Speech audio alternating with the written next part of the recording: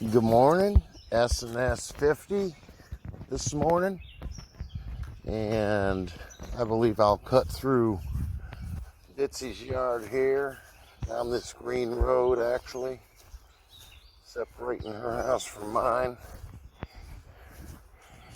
over to Henry Street, and then I'll cut down to Washington Street in Lakesville. Every day I try to do a little bit of walking. And today I'm walking down to the local seamstress, and I'm hoping that the leather flight jacket that belonged to my father-in-law, he gave it to me years ago, has got a new zipper on it. Because it so often happens with a good jacket, the appliances in the jacket give out first. The buttons give out. You know, the elbows need patches sometimes. And in the case of this jacket, the bottom of the zipper where the little tongue fits into the zipper mechanism was beginning to kind of tear away from the main jacket. And so I took it down there and she said she can fix it. She said it shouldn't be more than 25 bucks, which I figure is probably good. All right, we're on Henry Street. I don't think I picked up any ticks walking through the bamboo there.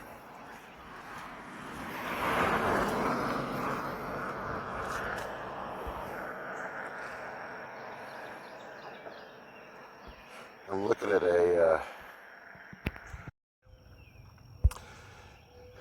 sitting there in the gutter. I think I'll take that home with me and put it out the front yard someplace. All right.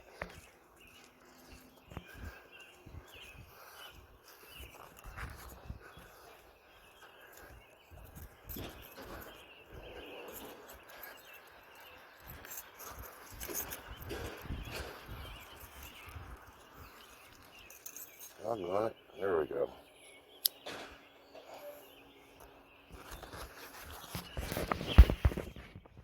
All right.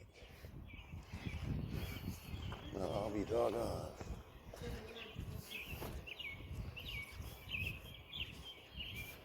How y'all doing?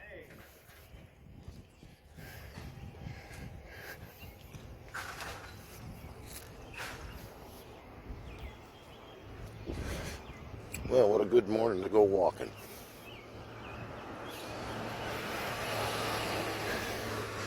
Because what I just learned was that the Prince William Lodge on Henry Street, that's the black folks' rite of Freemasonry. Prince William. Scottish rite is white folks, as far as I can tell. Anyways, a couple of gents were moving chairs into a truck out of the rightmost door there, which I had thought in the past was a building that wasn't being used. Pretty neglected on the outside, but it might well be that it's pretty nice on the inside.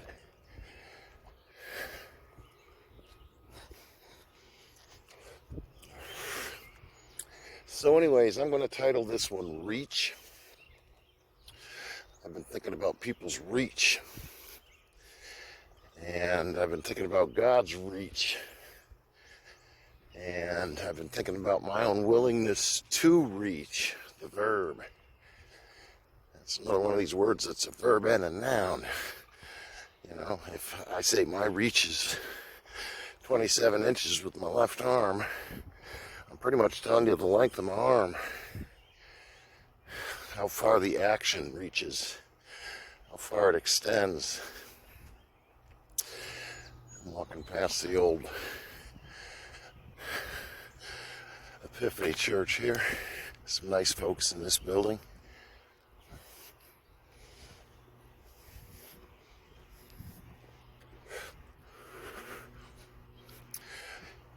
human reach is material. We can reach as far as our physical body, the dimensions of it, the mechanics of it, and the wellness of it is able to reach. You know, we hear about people that can run all day in certain cultures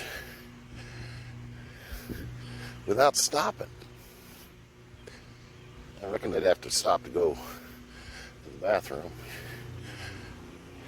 But that person's reach in terms of covering distances with the vehicle they were born into is amazing. And it's a lot more reach than I have. But of course, things like mail and telephones and telegraph and later email and the whole realm has made getting there with a message a whole bunch quicker, faster, and the content that can be communicated is increased because, for example,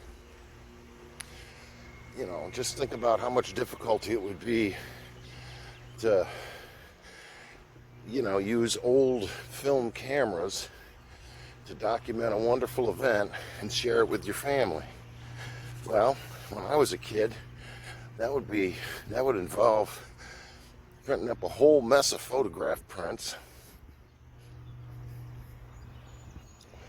and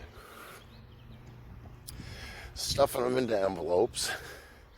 If you had access to a mimeograph machine, you could print off sort of a form letter about it to everybody, and then you'd stuff all that into individual mailers or envelopes and take them to the post office. And that would be the way that you could allow everybody to share in the enjoyment of that event. And that's some good reach, you know. You could mail that stuff very nearly any place. But the speed and cost of mailing is snail-like compared with, they call it snail mail after all, right? And I dare say that telephones with the wait times we spend, you know, once we connect, we're told that there are so many people ahead of us and we're going to have to wait. Well, I just hope that you've got something to do while you're waiting. Something that isn't too terribly kinetic. But anyways, reach. So with this channel, you know, this is my 50th. It's kind of a milestone. I've produced 50 videos, and it's created absolutely no clamor of any sort, no blowback. That's a blessing. And hey, good morning. How you doing, brother? Good. So that's good, because I'm not somebody that studies my analytics, right? I'm kind of curious about it, I'll be honest. You know, when I look and see that nobody's liking it, or just a handful of people are liking it, and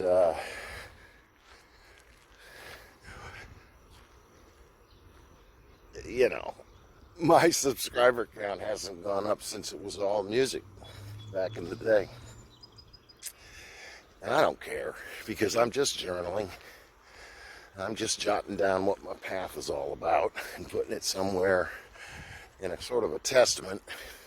It's probably one of the bigger testaments in human history, to be honest with you, because it's visual, it's textual, it's photographic, it's musical, it's conversational.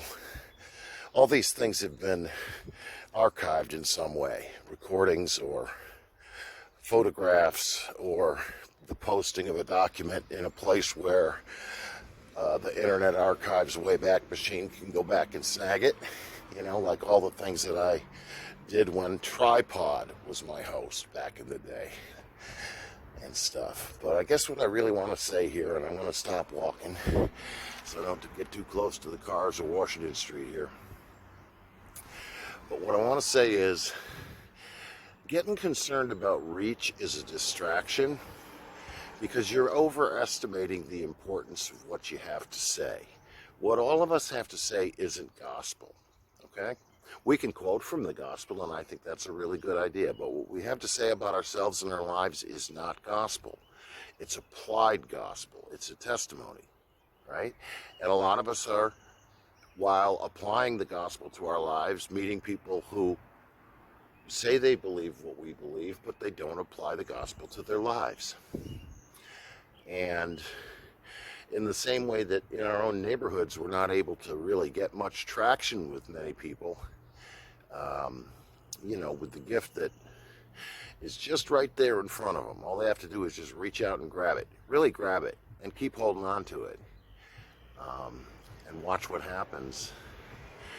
I don't expect my reach to go that far or that wide when I cast a handful of seeds like I do.